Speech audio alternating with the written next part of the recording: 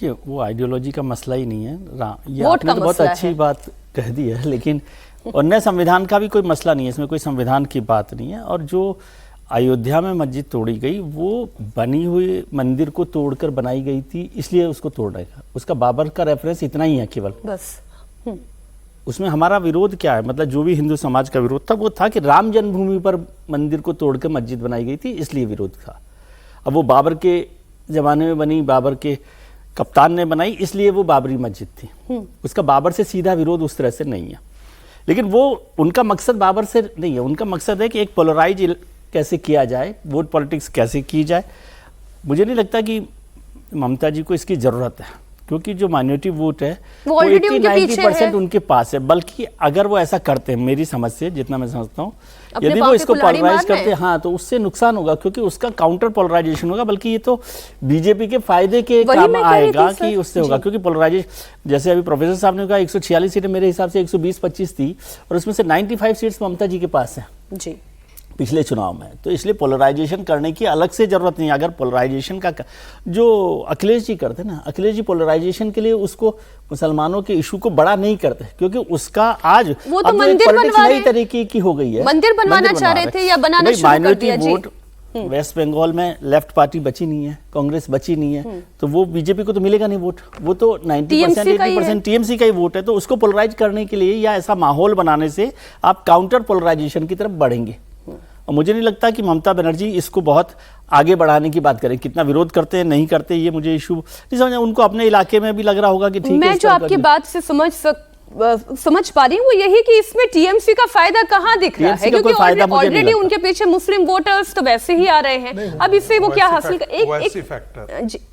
Owaisi factor. अच्छा, इस पर हम थोड़ा चर्चा करेंगे, लेकिन एक मैं बयान और आपको सुना दूं। बीजेपी ने इस पर रिएक्शन दिया है। हिंदुस्तान की धरती पर बाबर के नाम की एक भी ईंट नहीं रखने दी जाएगी, क्या कहा गया केशव प्रसाद मौर्य के द्वारा, वो भी आप सुने। देखिए, भारत की धरती पर विदेशी आक्रमणकारी के नाम पर एक भी ईंट कहीं भी नहीं रखने दी जाएगी। और जो इस प्रकार की बात कर रहे हैं घुसपैठियों के सब संरक्षक हैं, और घुसपैठियों के खिलाफ पूरे देश में अभियान चल रहा है कि एक भी घुसपैठी भारत में नहीं रहने दिया जाएगा, और उनको चुन चुन करके, उनको खोज खोज करके भारत के बाहर निकाला जाएगा।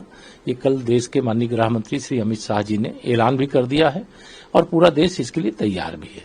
और अब बाबर का नाम इस देश में लेकर के अगर ये सोचते हैं कि वो राजनीति करेंगे, तो इसका जवाब पश्चिम बंगाल की जनता 2026 होने वाले विधानसभा चुनाव में तृणमूल कांग्रेस की सरकार को उखाड़ फेंकेगी।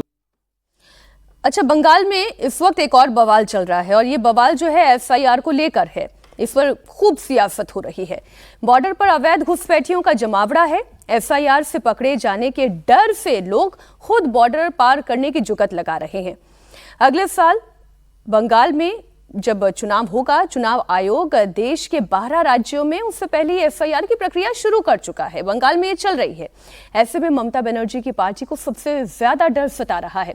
बीजेपी आरोप लगा रही है कि रोहिंग्याओं और बांग्लादेशियों के दम पर दीदी सरकार बनाती आ रही है, लेकिन इस बार वोटर लिस्ट का शुद्धिकरण होगा और फ्री एंड फेयर इलेक्शन करवाया जाएगा। बीजेपी नेता अर्जुन सिंह ने बड़ा आरोप लगा दिया। उन्होंने कहा कि टीएमसी के लोग शमशानों और कब्रिस्तानों में बैठे हुए हैं, और वो चाहते हैं कि कब कोई डेड बॉडी आए और ये कह दे कि एसआईआर की वजह से मौत हो गई है। आपको बता दें कि पिछले दिनों ममता बनर्जी ने भी कहा था कि एसआईआर के डर से 28 लोगों की जान गई है। इस पर पलटवार करते हुए अर्जुन सिंह ने यह बयान दिया। आप सुनिए ये बयान। अब उनके पास कोई रास्ता बचा नहीं है, तो इलेक्शन कमीशन को चिट्ठी दे रहे हैं। पहले तो उन्होंने धमकाया, घेराव कर दूंगा, तोड़ दूंगा, 1 लाख लोग के लेके दिल्ली जाऊंगा।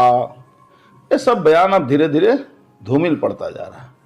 अब आए हैं कि नहीं आप बंद कर दीजिए, ये हो गया।